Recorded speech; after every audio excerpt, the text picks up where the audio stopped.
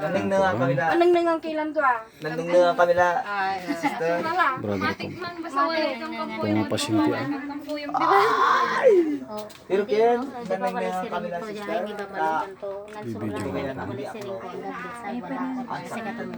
Paano? Oo, ilasay nga rin. Masakit to. So, ilista lang pong mga pangalan ng magpapagamot po ah. Yan po.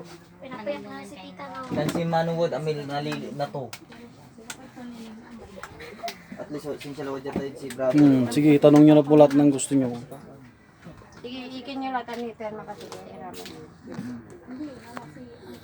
Yan po lahat po ng magpapagamot dito po sa Amagbangan, Pusurubio, Pangasinan po.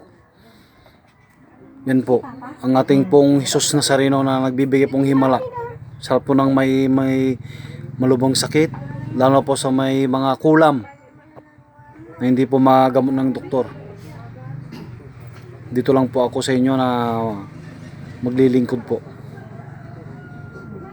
Wala pong imposible kung mga galing po sa kanila at saka may pananampalataya po ah. Yan po. Yan po ang mga pasyente ngayon.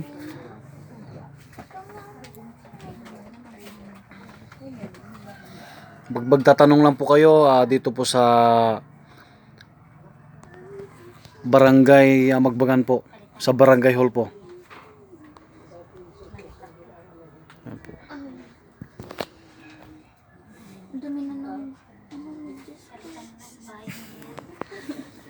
Basta makita nyo lang po itong kwan kasi yung mga iba kanina lumalagpas pa.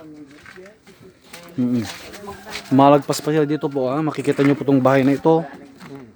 Ito po ito. Yan po ah. Yan pong bahay na yan.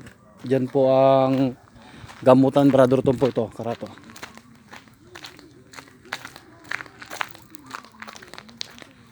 Dito po ah. Diyan po ang kalsada. Ngayon makikita nyo po itong karato ito Brother Tom po. This way. Yan po. Doon na po sila. At po yan ngayon na pasyente po.